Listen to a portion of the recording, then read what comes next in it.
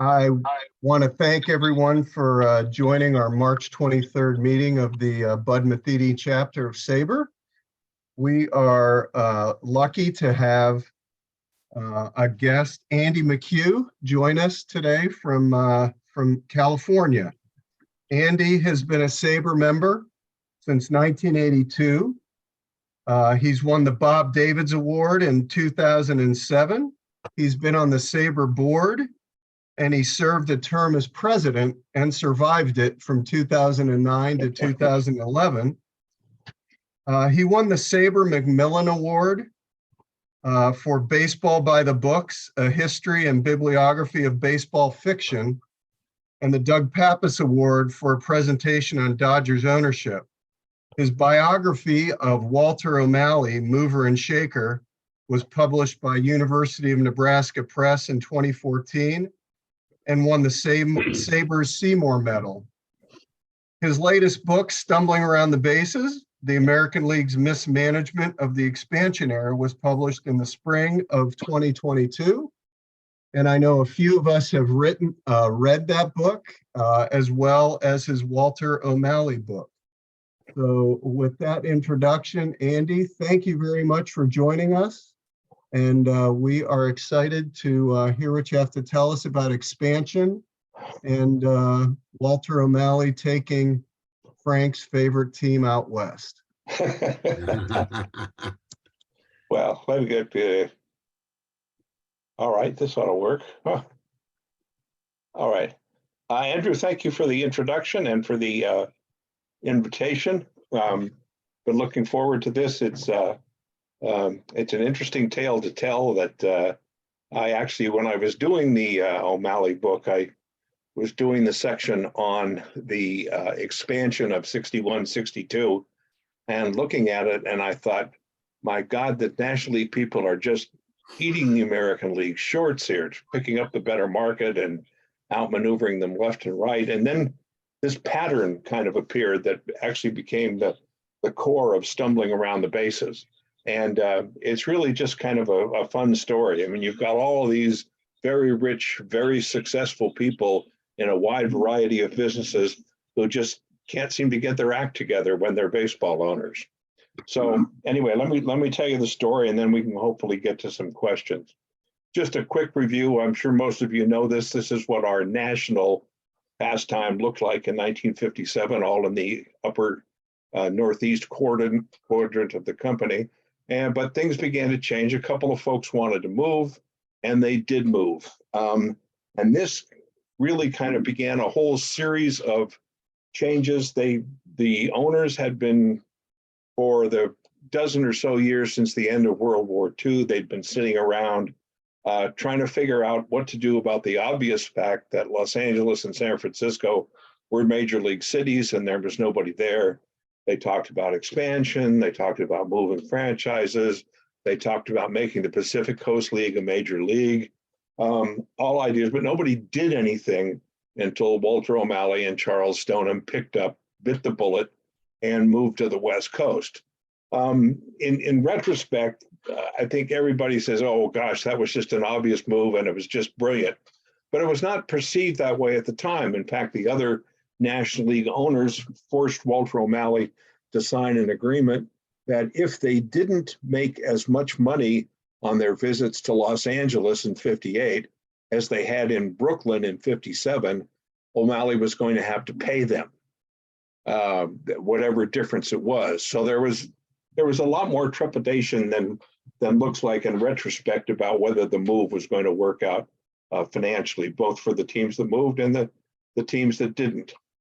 So then you've got the immediate response of the attendance change. As you can see, the National League just spurted past the American League with the West Coast attendance and stayed ahead. That anomaly in 61 is brief because it added one season. The American League had 10 teams and the National League had only 8. So there was that dip. And that gain for the National League was all concentrated on the West Coast. As you can see, they just burst ahead of the American League and stayed there despite various attempts. And this, for the period that I'm going to be talking about, which is 57 to 77, This is what was driving the American League, trying to close that gap that they had let Walter O'Malley and Horace Stoneham create on them. So they go to expansion here to try and catch up on this. The American League desperately wants into the West Coast. The National League really does want to get back into New York City. So they make that trade and then add a couple of others. But again, this works out tremendously to the advantage of the National League. The trade-off is LA for New York, but the Mets are a very popular addition in the New York market. There were a lot of National League fans there. They weren't particularly happy with the Yankees. In fact, one of the really fascinating statistics is that in 1958, with the Dodgers and the Giants gone, the New York Yankees attendance actually went down that season. There were just that many National League fans in the city. So the Mets quickly became popular, and then they got that whole loser mystique, Casey Stengel and all of that, and they did fairly well. In Los Angeles, the Angels were just thrown into a market which just loved the Dodgers. The Dodgers had made Los Angeles a major league city, something they'd been trying to be for a quarter of a century. In their second year, they'd gone out and won the World Series. People just love the Dodgers. Hollywood loved the Dodgers, and the Angels are just dropped into a secondary position. Houston and Minneapolis, which are the two additional cities, the expansion team goes into Washington, where the Twins were. The Twins go to Minneapolis.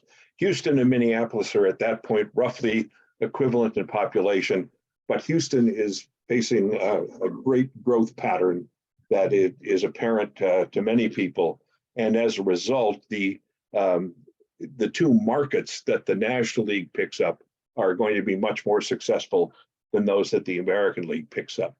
As a result, this expansion that the American League had hoped would cut its West Coast deficit doesn't really work. Again, the National League surges ahead in attendance. The American League has chosen weaker markets, and it's chosen weaker ownership groups as well, especially in Washington. This is a fascinating graph. It's a little bit hard to read.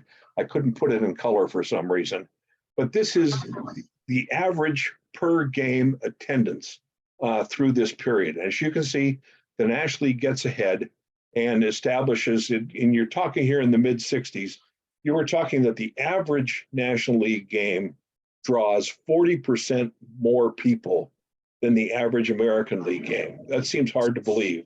And you'll see a dip there in 1967 because the American League, without telling anybody, changes the way it counts attendance. They quit reporting turnstile count and start reporting tickets sold, which includes all the season people who don't show up. So their attendance supposedly surges, but then again, the National League quickly, without changing the way it reports attendance, reestablishes its advantage. So, and this is really combined of a number of factors. The ones I've been talking about, choosing better markets, was a major factor, as was the fact that the National League was moving to a new generation of stadiums faster than the American League was. But the other factor is integration. The National League had been much faster about integration than the American League had. I just noticed the other day, there's I don't know how many of you are baseball card collectors, but if you have your 1963 Topps, you can get out a couple of cards. I think they're numbers 3 and 4, and they show the league home run leaders from the previous season. Well, the National League card has 5 guys on it, 4 black guys and Orlando Cepeda, who is a dark enough Latino that he couldn't have played before integration. All of those guys are in the Hall of Fame: Mays, Robinson, Aaron, and who am I forgetting? Banks and Cepeda. The American League card has 6 people on it because of a tie. 1 black guy, Leon Wagner, who was originally signed by the Giants in the National League. All right. And 5 white guys. And of those 6, only 1, Harmon Killebrew is in the Hall of Fame. So you're getting, at the same time, you're getting Maury Wills and Lou Brock in the National League. There is just a much more exciting brand of baseball being played in the National League than in the American League. And people are responding to that. And that's why you see this difference in per game attendance. The American League doesn't have a black rookie of the year until 1966, 19 years after Jackie Robinson. And he, Tommy Agee, is very quickly traded to the National League. They are just trailing. It will take them another decade or so to catch up. But that's a big factor in this attendance decline that they can't address with moving their franchises. They also have a problem with certain owners, of which the most obvious is Charles O. Finley. Charlie Finley does not like Kansas City. He wants to get out of it. He's been trying to get out of it since the very beginning. He's been hindered by the fact that the other American League owners really don't like him. He tried to go to Louisville and that got shot down. He tried to go to Dallas and that got shut down. And they told him you have to clear out your lease or finish up your lease in Kansas City. And they also don't want the kind of problems that they know the National League has just had in allowing the Braves to move to Atlanta, which had caused a lawsuit by the city of Milwaukee and the state of Wisconsin, which the National League had eventually won, but it was not the kind of experience that the American League wanted to go to. So they were wary of letting Charlie Finley move. But Charlie comes up now with the idea, not of Louisville, of Dallas, but of someplace on the West Coast, Oakland, maybe Seattle, or as it turned out, Oakland. And now they're more willing to listen to him because it deals with their West Coast problem. So they allow Charlie to move. That's for the 1968 season. But that doesn't really work out to their advantage either. What you can see here is that in the Giants' first 10 years in the Bay Area, they averaged 1.5 million in attendance. Then the A's move in, and the two teams together average 1.6 million. That's despite some really, really interesting A's teams in the early 70s. But the market just isn't ready for two teams. And so the attendance gains that the American League thought it could get out of allowing Finley to move to Oakland simply did not materialize. And they know they have to deal with other problems. They knew because of the Braves experience that as soon as they allowed Finley to move, they were going to have to deal with a problem in Kansas City. And Stuart Symington had already been talking in the Senate about their treasured antitrust exemption and how it might be a good idea for Congress to look at that and see what it could do. So in Kansas City, they have actually a fairly good situation because Finley's actions had organized so many groups in Kansas City. There were 4 or 5 groups that had tried to buy the A's from Finley or get the Chamber of Commerce or the city or the American League to do something. So there were these 4 or 5 groups that were organized. They were fairly well capitalized. They were well connected in the local community. The American League could kind of work their way through them. They eventually chose Ewing Kauffman, who proved to be a strong owner there. But they also knew that they were going to have to balance expansion. You can't expand with just one team. You have to expand with 2. So still interested in the West Coast market, they decided that the place to go was Seattle, a market that Finley had looked at very closely before deciding on Oakland. So it falls into the lap of Joe Cronin, who is the American League president at the moment. Cronin is kind of just the perfect exemplar of the Peter principle. He is a Hall of Fame shortstop. He is a decent manager. He is a poor general manager for the Red Sox, and he's really a disaster as a league president. He really just doesn't seem to grasp what is important. But he goes to Seattle, okay, and the American League really doesn't have any connections in Seattle. There's no Ewing Kauffman or others stepping forward. There haven't been people coming out of the community approaching the American League as groups were from other cities around the country approaching the American and National League saying, hey, can you, we're interested in having a franchise. How can we work with you? So when Crowan goes to Seattle, he hooks up with the Soriano brothers. Dewey is the president now of the Pacific Coast League. So he's kind of the baseball guy in Seattle. Both he and his brother Max had been schoolboy pitching sensations in Seattle. Dewey had gone on to a career in the Pacific Coast League and actually somewhat lower minor leagues. Max had gone to law school and was a practicing attorney. Dewey had actually in the late 40s, early 50s, had bought himself a minor league club for which he served as president, manager, and starting pitcher for a couple of years and made a profit. And then Emil Sick, who was the owner of the Seattle Rainiers, the PCL team, noticed the combination of skills that Soriano had and the fact that Dewey had been born in Canada, although he moved to the US when he was very young. And he made him the general manager of the Rainiers farm team in Vancouver, British Columbia. Now, within a year or two, they brought him down to Seattle to be the general manager of the Rainiers. And in 1960, the other PCL executives had made him the president of the league. So he had very good connections throughout baseball. What he didn't have was a lot of money.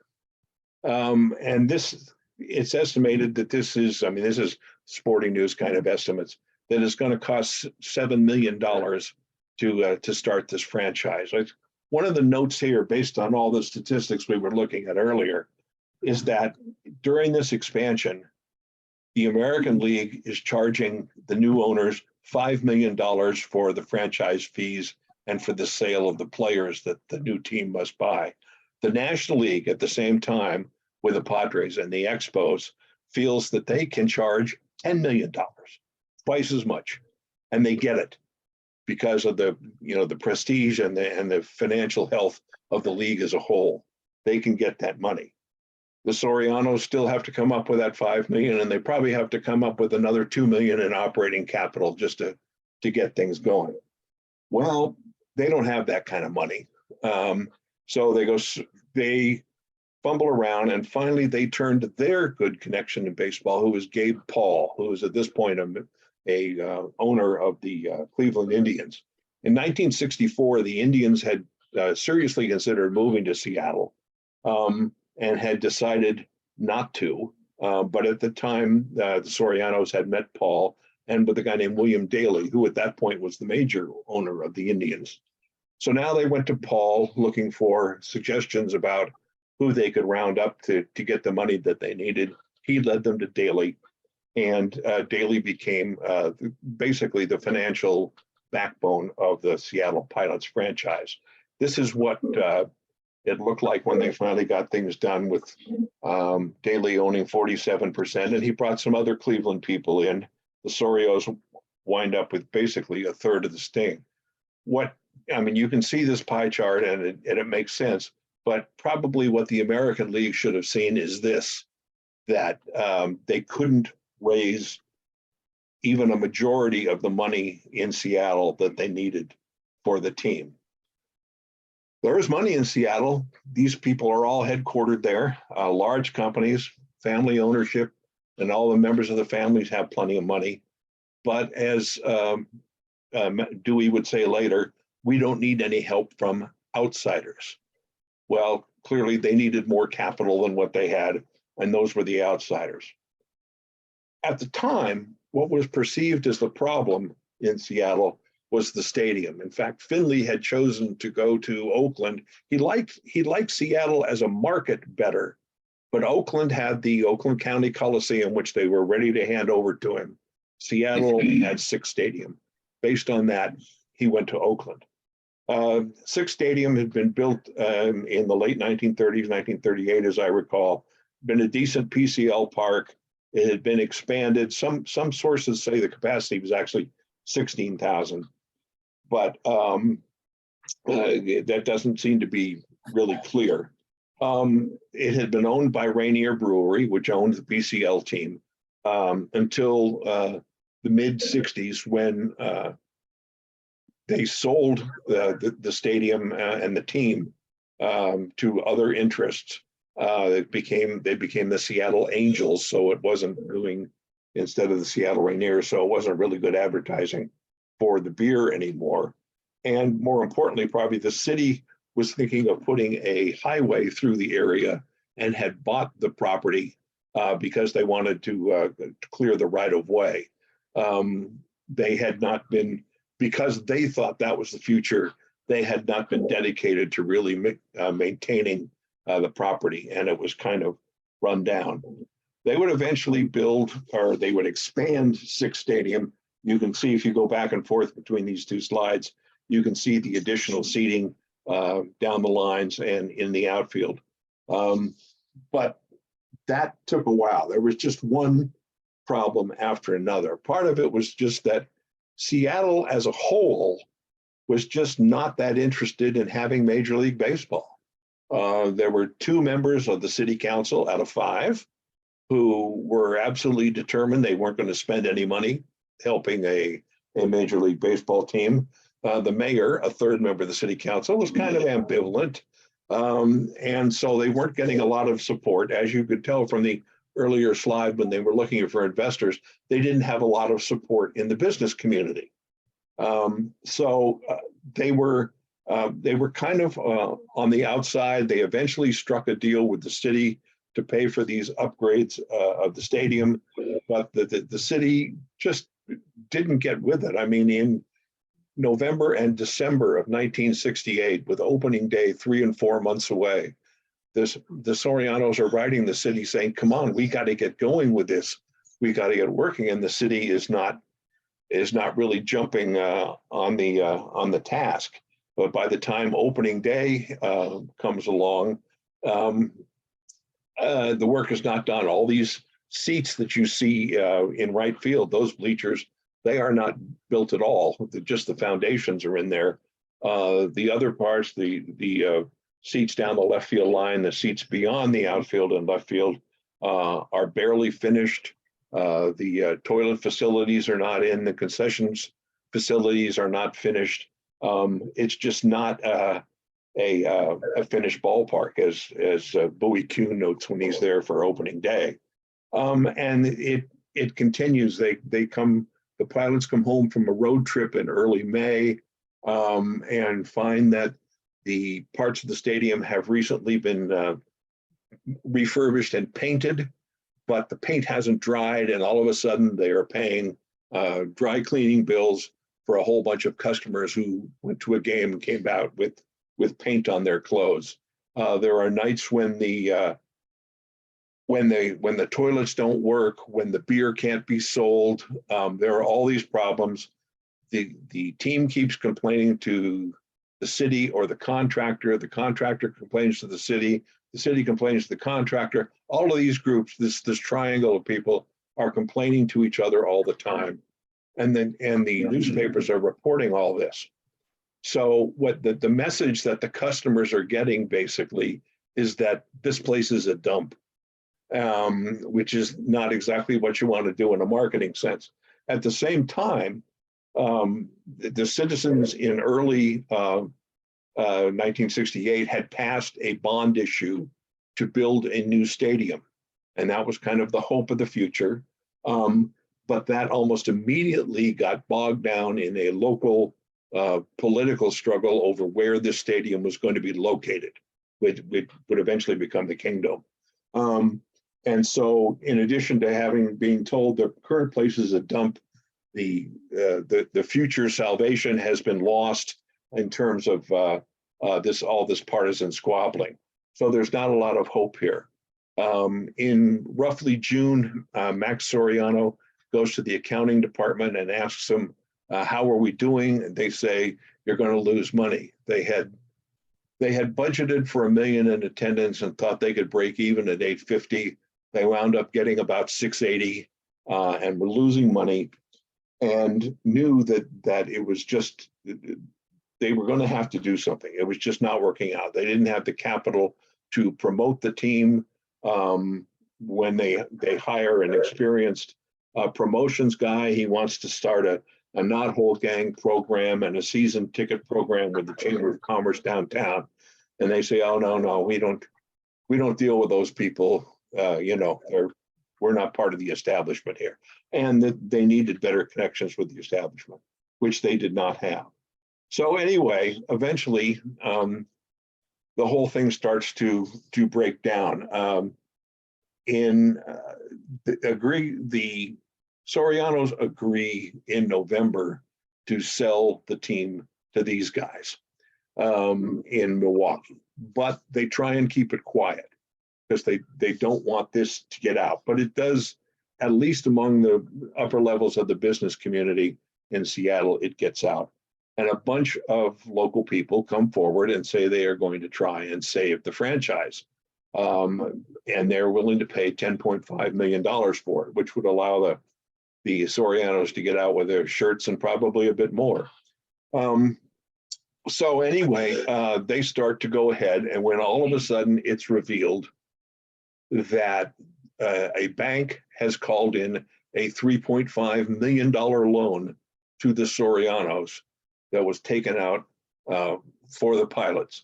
Now, if you go back and remember, we were talking about a $7 million total price tag for this franchise. And now here they borrowed $3.5 million, which they did not tell the American League about. Joe Cronin knew nothing about it. The other American League owners knew nothing about it. The people in Seattle knew nothing about it. And all of a sudden, the people who are proposing to buy it have to come up with additional $3.5 million. Well, their whole plan had been built on selling season tickets. They were not going to be able to sell another $3.5 million in season tickets. So that group walked away from it. Now it's getting in January of 1970. The American League's getting very concerned. Another group in Seattle comes forward, but their proposal is that it would be a community ownership situation, like the Green Bay Packers. Okay.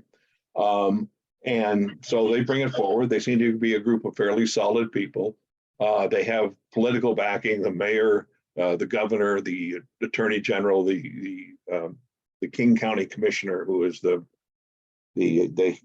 elected head of the county there. But then Major League Baseball says, no, we don't want any community ownership. We just don't think that's the way you're going to run a business.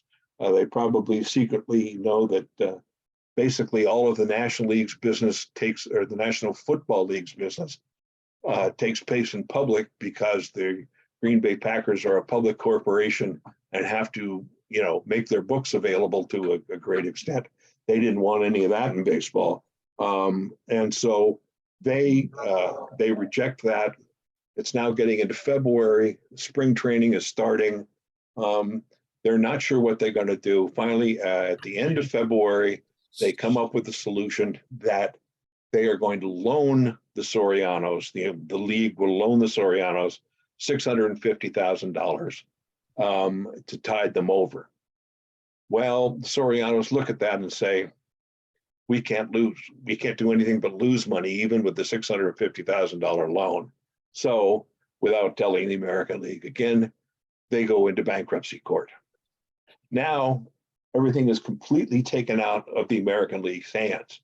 A bankruptcy referee's job is to do the best he can for all of the creditors of the corporation in bankruptcy.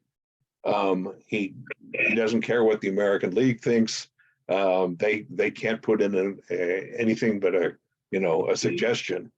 And so he takes a few weeks and does what he thinks is best for the creditors, which is go back to the Milwaukee people. And so with barely a week left in spring training, the team gets sold to Milwaukee. The equipment is in a couple of semis going from spring training in Arizona to Seattle. They're in Utah. The team flags them down and say, don't go to Seattle, go to Milwaukee. And Milwaukee is frantically coming up with uniforms and a ticket plan and all of this kind of stuff.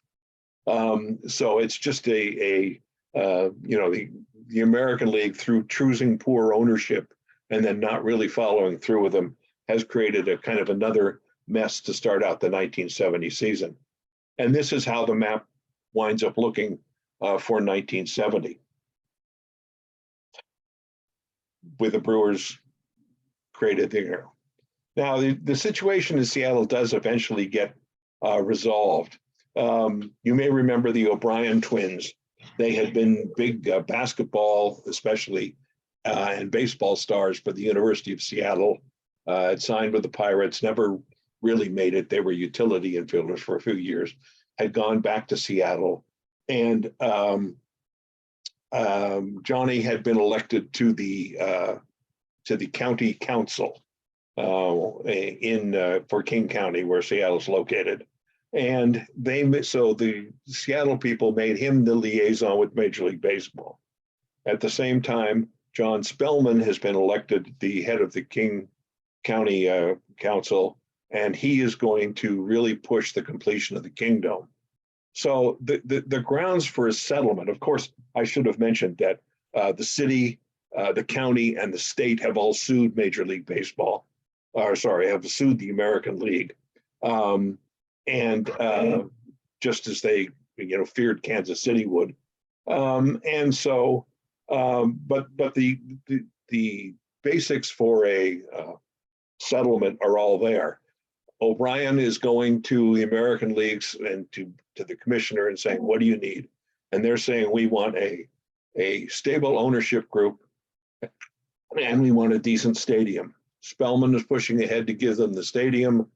Both the local people and the American League are searching around for an ownership group, which would have the resources to really support the franchise and take it over. And eventually they came up with these two guys who were already partners. Lester Smith runs a bunch of radio stations and what shall I say, entertainment related things like a recording studio and some theaters and things like that. Danny Kaye, the movie actor, is his partner, a huge baseball fan, mostly a Dodger fan, but a baseball fan. And so they agree to take over the franchise, and they prove to be, normal owners. They stay there for the 5 years until their tax benefits run out, and then they sell the team. So anyway, by 1977, this is what the national pastime looks like, with the Mariners and the Blue Jays coming in. This is a much more stable expansion. It works a lot better after enormous kind of jumping around. The Padres nearly moved to Washington. The Giants nearly moved to Toronto. There are all of these possibilities in which Bowie Kuhn everybody is trying to resolve the situation in San Francisco. They're going to move Charlie Finley to Chicago because that's his business base, or they're going to move him to Seattle to deal with that situation there. Charlie doesn't want to be pushed. The Giants don't want to move. The White Sox are talked about moving. All of these balls are in the air for a couple of years before things settle down with the expansion that creates the Mariners and the Blue Jays. The National League wants no part of this. They didn't want to expand really in 1969. They didn't feel that all of the turmoil related to the 61, 62 expansion had really calmed down. Franchises hadn't really established themselves. But they went along with that because they felt they had to. But this expansion, they really don't want to get involved in. And so the map will sit the same until the early 90s. So you've got just a parade of bad decisions, being beaten to the West Coast by the National League, trying to catch up in ways that are not particularly productive, an underperforming Angels team, a disastrous move, allowing Finley to go, both because he does to the San Francisco market, and also because of the ripples in Kansas City and ultimately in Seattle. So it's not exactly a pretty picture. And anyway, that's a story. I'd be happy to answer any questions that anybody might have. Andrew, how do I stop sharing? Okay. Yeah, thanks, Andy. That was very interesting. Um, one of the questions I had when going through your book was, why was the American League so bad at choosing ownership groups and or cities? It's like they had opportunities to go to some of those cities earlier, Dallas specifically. What drove them to not do that and focus on what I would consider smaller market locations? I think it was a function of leadership. In those years, the league presidents were pretty weak. The structure was weak, and so the people who wound up in the jobs were generally not strong executives. They ran the umpires, they did some other things, but there was no real function and until Lee McPhail comes along, which is in the latter part of this story. And Lee took on the job to act as a chief of staff. And all of a sudden, in the American League papers in the Hall of Fame, you can see that when the owners come to a meeting, all of a sudden they have packets which say, all right, these are possible expansion cities. This is the population. This is the economic basis of the city. How much money people have, how many businesses they have. This is what the stadium's like. These are the political possibilities. They have all this background information that they had not been getting earlier. The National League didn't have a particularly strong president, but they did have Walter O'Malley. And throughout this whole period, he's one of, I think, 3 owners in Major League Baseball where that's his job. He's not making chewing gum or beer or selling insurance or anything like that. He's running a baseball team.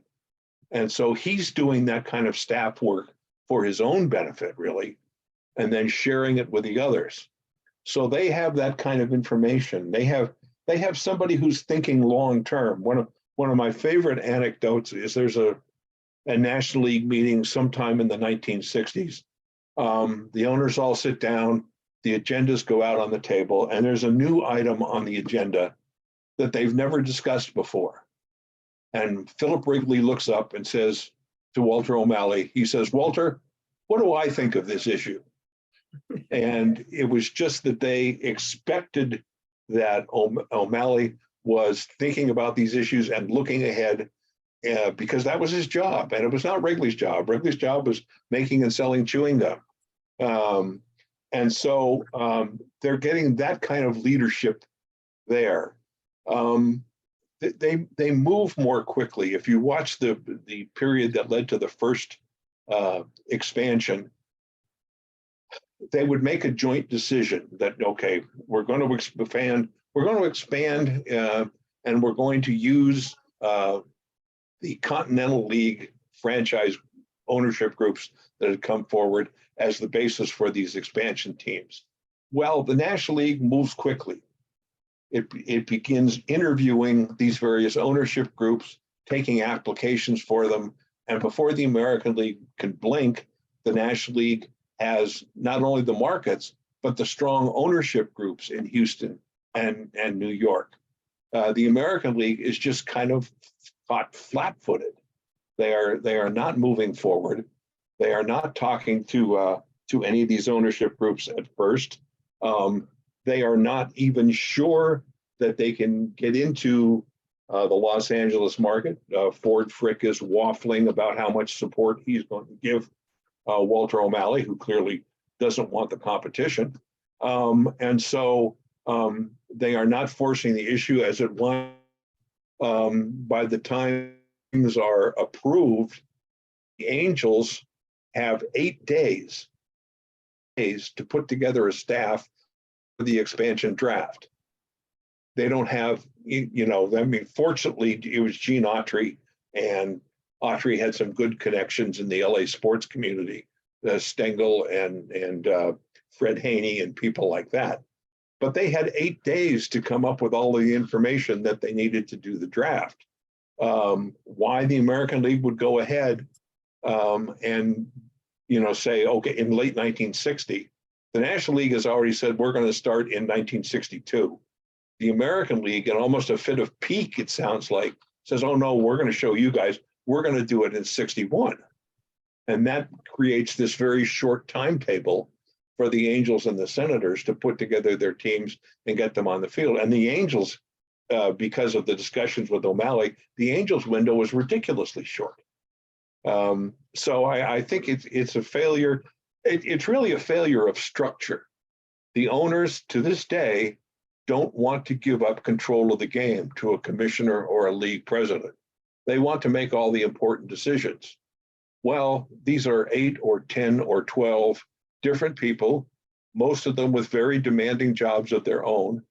How do you get them together? How do you educate them on the issues? How do you get them to agree on things? And then who do they rely on to execute those decisions?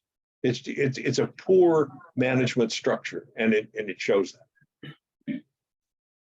Well, if I could ask you something here, I must admit I was even unaware of the fact, let me put it this way. I think you made it very clear that the American League and National League were two separate entities. Oh, absolutely. And the whole concept of Major League Baseball is very recent.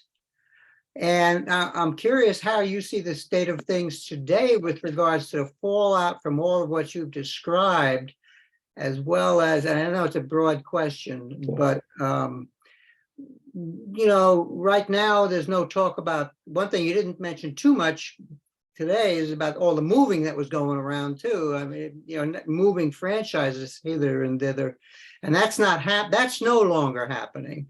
No. I don't know, is that the way it's going to be because it is Major League Baseball now? Will there be more expansion? How do you see things as changing now?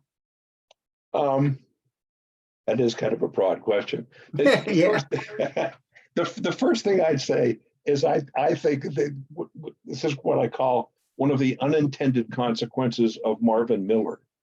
Up through the 70s, as you say, and as I say in my book, these are two very separate entities. They only deal with each other when they absolutely have to. They don't really like each other. They don't trust each other. They got the World Series. We got to deal with that. Things like that. But so throughout the 60s and 70s, they have these separate league meetings. And then they'll have a major league meeting to deal with a couple of issues. But all of a sudden, as the players' union gets more important, they begin to have major league owners meetings. And this becomes the most important thing on their agenda. And that leads in various ways to, they want commissioners to do more things, to provide more staff work, to pull things more together. And you have finally in 1990, the creation of MLB that we all live with today. And I think that's directly a product of Marvin Miller. As for what's going on now, I think they're juggling the things that they usually juggle. What markets are available? Since the expansion of the 1990s, they've gone into markets that they thought were good, but are proving kind of marginal. Both of the Florida franchises, for example. Where are they going to go next? Can they really go to Monterrey or Mexico City? Is San Antonio or Portland or Las Vegas really big enough to support a franchise? And then there's the perennial stadium problem. I mean, we had a whole period, from 1927 to 1962, there weren't really any new stadiums. Milwaukee built itself a stadium to get a major league team. But in 1962, you have Dodger Stadium, which is privately financed, opened. But at the same time, you have Candlestick, which is a municipal ballpark, opens. And that becomes the model all through the 60s and 70s and 80s, that a city is supposed to build a ballpark. And we get all of those ugly donuts in Cincinnati and Pittsburgh and Atlanta and all of those places that eventually nobody likes. But then you come along in the 90s, and I think starting with whatever the new candlestick is called this week, of getting using a ballpark as a kind of a node around which to develop or redevelop a neighborhood. And the team is expected to build the ballpark itself, but in return, it gets concessions on property or development rights or something like that to allow it to make its money back elsewhere. And we're seeing that model. We've seen it in San Diego, we've seen it in Atlanta. That seems to be the current kind of model. So do the cities have the potential piece of land that can support that? I mean, we've seen Tampa struggling to come up with or St. Pete, come up with a viable place to move the Rays. What about all these other cities? We've now, it looks like Oakland is playing out the string, and they're going to wind up in Las Vegas within a year or two, is my guess. So there's always a lot of balls in the air about these issues. And to me, there's just a question of how many decent markets are left.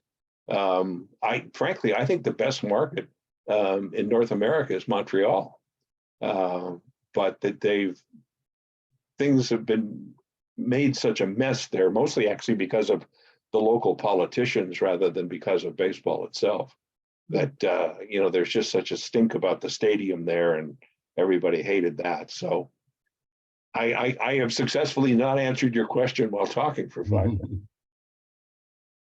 Hey, Andy. Yeah. I'm sorry. Andy, how you mentioned the Continental League. How close was Branch Rickey to actually getting the Continental League going, or was it just a ploy to get the National League and the American League to think more about expansion? I don't think it was a ploy for Rickey. I think he really hoped to get it off the ground, although I don't think he really had much of a chance. For Bill Shea in New York, it was definitely a ploy. I mean, the whole purpose, that was his plan B. Plan A had been to go out to the weaker teams in the National League. And he went to the Pirates and he went to the Reds and people like that and tried to get them to move to New York. When that didn't work, and he heard about Rickey's plan for this league, then he went and joined up with Rickey to develop this Continental League. And they were making progress. They had very good ownership groups in New York and in Houston. They had 3 other fairly decent ownership groups in Denver and Toronto and Minneapolis. And then they had 3 really kind of sketchy groups that maybe they had said they had some interest, but like they hadn't paid their dues and things like that. So he had a tough row to hoe, but it did have the effect that Shea wanted of creating the leverage on Major League Baseball, that they felt they had to do something. And frankly, they knew they had to do something. I mean, from the end of World War II, as I said, they knew those markets were sitting out there. They knew somebody would have to take them. And then when the Dodgers and Giants moved, they knew they were going to have to readjust their lineup. So it in some ways it kind of gave them an excuse to go ahead or what should I call it, an impetus to go out and do the expansion that they kind of in their hearts knew they already had to do. But no, I think Rickey really thought he could get away with it. Andy, I thought there was even discussion as to the initial expansion between the American League and National League in the early 60s, that the American League kind of botched the way they did their draft of players as compared to the way the National League did. Yeah, there was a lot of problems. There was a presentation at a SABR conference, maybe 20 years ago. That was really excellent. The guy had gone in and gotten the records at the Hall of Fame, and they had gone in and they had made all of these really specific rules about how the draft had to take place. You could only take so many players from team X. You had to take X number of pitchers. I mean, you've all heard that trivia question of who was the first person chosen in that expansion draft, and the answer is Eli Gerba. But he wasn't really the first person chosen. He was the first pitcher chosen. You had to go in, first of all, and draft pitchers. You can only draft so many infielders. You can only draft so many outfielders. You can only draft so many Indians. You could only draft so many Tigers. It was very complicated, and they had not really explained it very well. So they get through about, I don't know, maybe 15, 20 rounds into this draft, and Cronin stops it and says, wait a minute, you can't do that. We have to make an arrangement. Then when the draft is over, Cronin says, oh no, we didn't follow the rules. Here's what's going to happen. We're going to make these trades, and we're going to move people around until it balances out. And fascinating, the last trade that is made is that the Senators have to give up a kid that they had drafted from the bottom of the Orioles organization named Dean Chance, and send him to the Angels for Jim Gosker. And, we all know what Jim Gosker, he's a fourth outfielder. And so the Senators get Jim Gosker, the Angels get Dean Chance. Nobody knows anything about Dean Chance basically at this point. And Joe Cronin has just said, all right, here, I'm going to make this trade. So it was another example of the, the kind of staff work and leadership in the American League just not measuring up to what needed to be done. Andy, I heard you on another podcast talk about how Carl had brought up the American League and National League were separate businesses essentially.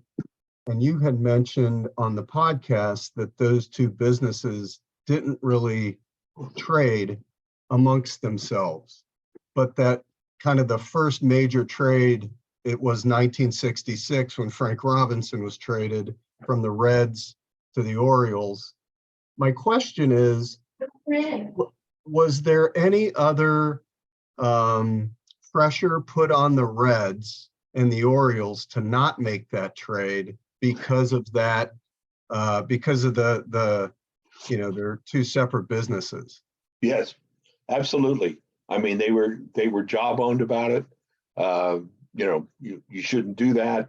And especially the Reds took a lot of the National League really had a kind of a superior attitude about the whole thing. So yeah, there was a lot of that. This was all kind of understood rather than anything being written down. You didn't make these kind of trades. If somebody went from one league to another, they probably went down to the minors and then got moved over. And certainly it was only lesser players or marginal players who were moved. The league presidents at the All-Star game used to go into the locker and make these Newt Rockne stem winding speeches about how we got to beat these guys and we got to show them, which didn't work for the National League very well through all those years. But yeah, there was this definite attitude. The National League had a very superior attitude, and frankly, the American League kind of believed it. So yeah, they were really, I don't think today, there's almost no distinction between the leagues anymore. And that's something that's been lost. But at the time, it was really a strong feeling within the game, a strong rivalry. Hey, Andy, Yeah. going back to modern day, I read an article a few months ago about Major League Baseball and ownership group tasking Dave Stewart, who used to pitch for Oakland, to develop a possible franchise in Nashville. Have you heard anything about that recently? It's out there. I mean, Nashville has been pushing. They had Dave Dombrowski working for them until about the middle of last season when he went to the Phillies, and he was really pushing it, and of course giving them a certain amount of credibility based on his record. But Right. yeah, that I mean, was part of there's the article. Yeah. yeah. So there's Nashville, there's Portland, Oregon, which has a pretty strong group, which is also pushing. There's obviously Las Vegas. Those seem to be the three leading candidates. But you've got to think that, I mean, the other names have come up in the past. San Antonio's certainly come up in the past. Montreal's been there. Mexico City, Charlotte, maybe. There's a number of other possibilities out there, which are, you have to have a strong local group, which I think is what distinguishes Nashville, Portland, Las Vegas, that they have a strong local group that's really pushing for it. The others haven't really gotten up to speed as much as those have. Thank you. Dixie, how are you?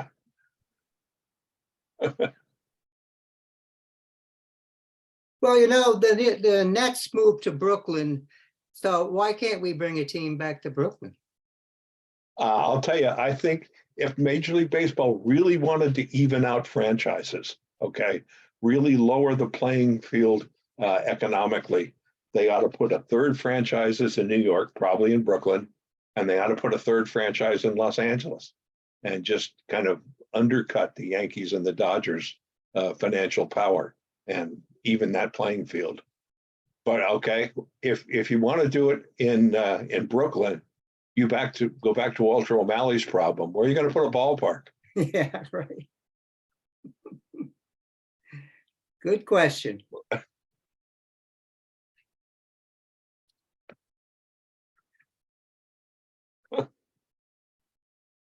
Dixie he's muted by his computer.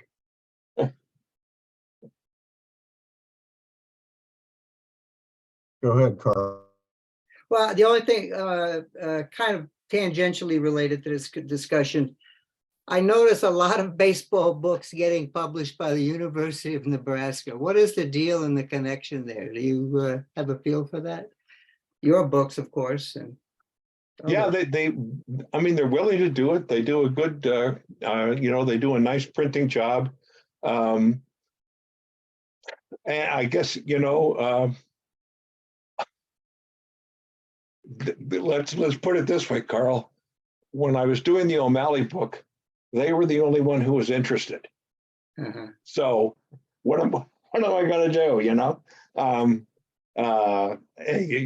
You take what's available. I mean, I tried to get a big New York publisher, a Simon & Schuster or something like that, but that wasn't. I couldn't even find an agent. But they were willing to do it, and I guess I assume, since they keep doing it, I mean, they put out 8 or 10 baseball books every year. Yeah. I assume they're making a profit at it. Yeah. And they're the only university press that is consistently doing that. I mean, you've got McFarland and you've got Roman and Littlefield, who are putting out a number of baseball books every year, and sports publishing in Chicago. But Nebraska is the only university press that's doing it. Interesting. Andy, do you have any other books on the way that you're working on? No, I felt kind of burned out about this last one. And frankly, there are so many opportunities within SABR. I do articles for BioProject. I've been actually running a project within BioProject, which is trying to write the ownership histories of all of the major league franchises. And we've got about 20 of them done now, I'd say. So we're looking also to go do the AAGPPL and the Negro Leagues and a lot of the defunct teams from the 19th century. So there's that. There's the Games Project. There's various books coming out that I can do articles for. There's a a lot of chances to do the research and write for them. So I try and take advantage of that. If I ever get struck by lightning again and decide to do another book, well, then I'll dive in. I keep thinking maybe I should do a biography of Gene Autry, but haven't really worked up the energy for that. Dixie is asking, what is the status of the Baseball Digest typing? It awaits volunteers such as Dixie Turingo. I mean, it's like everything else in SABR. If there's a volunteer to do the work gets done. If there's no volunteer, it doesn't get done. So Explain more what that's about. okay, this is basically the baseball index, which I hope you're all aware of and all use. And it's just basically an electronic card catalog like we used to use in high school for papers that tells you where information for baseball research is. And one of the projects we've had, which I think Dixie worked on and certainly I've worked on, is to go to old issues of Baseball Digest and type in the basic information about them. So if there's an article in there about some Johnny Temple, let's say, okay, and you want to do a biography of Johnny Temple, well, when you can type his name into the baseball index and it'll pop up. And if we have typed in that particular issue of Baseball Digest, which had the story about Johnny Temple, you will be told that it's there and you can go find it. So the baseball index is basically a typing job, and I and a few other volunteers work on it really regularly, and we can always use more volunteers.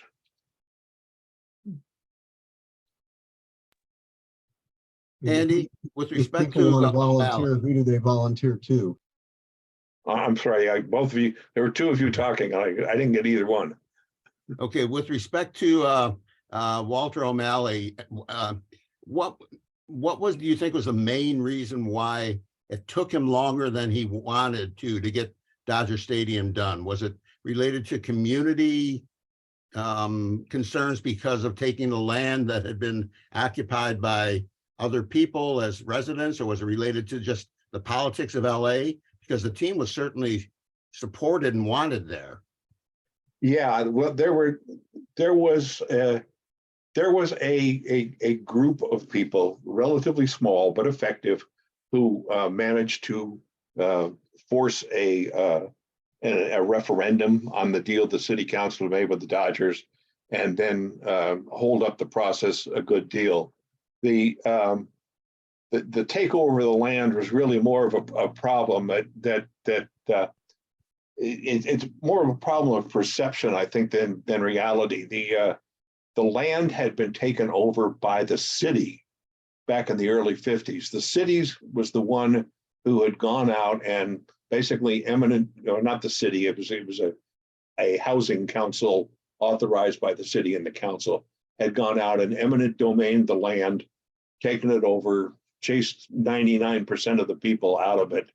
And then all of a sudden found that the voters turned around 180 degrees on them, and they couldn't build the public housing they wanted to build there. So the land is now sitting vacant except for a few holdovers. And the city dawdles about dealing with those holdovers who say they want more than the assessed valuation of the property. And so they have to be cleared out, although that's not a particular holdup, except it's become a symbolic thing that I mean, you see it again in Los Angeles, that these communities were destroyed to build Dodger Stadium. And that's just not true. Those communities were destroyed to build public housing. And then the city couldn't build the public housing. They didn't know what to do with the land. So they traded it to the Dodgers for some properties that the Dodgers owned. But there was a small dedicated group, a couple people on the city council, a couple of lawyers who kept throwing wrenches into the works. O'Malley thought he'd have a stadium in 2 years in time for the 1960 season. It took 2 years longer, and caused him a lot of problems. SABR, by the way, is about to do a book kind of a history of Dodger Stadium like they've done for a number of other stadiums. And I'm going to be doing an article on exactly that. Interesting. All right. Are there any other questions? If not, Andy, thank you very much for giving us your time tonight and walking us through the expansion of American League and their challenges. Okay, Very happy to do interesting it. topic, and enjoyed your book a lot. So thank you Okay, very good. much. It's right. It's available on Amazon if anybody doesn't have 5 copies yet. So. All right. Thanks to everybody, Andrew and all of you. Thank Good you, night, Andy. everyone, and enjoy the rest of spring training and March Madness. UCLA Okay. tonight. See you soon. Good night. Take care. Thank you. Good night, everybody.